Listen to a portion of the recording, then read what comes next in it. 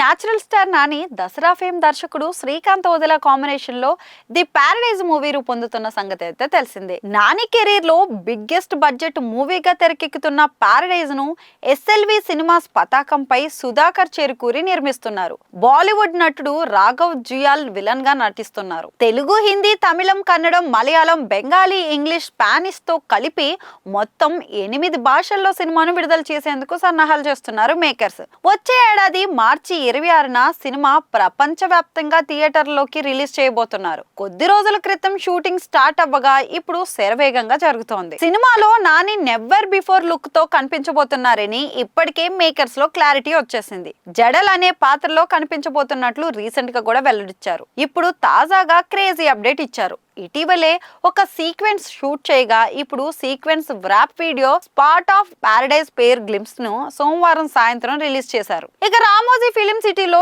Jail world నేపథ్యంలో 15 రోజుల పాటు షెడ్యూల్ నిర్వహించారు మేకర్స్. వీడియో ప్రకారం జైల్లో ఘర్షణ జరుగుతుంది.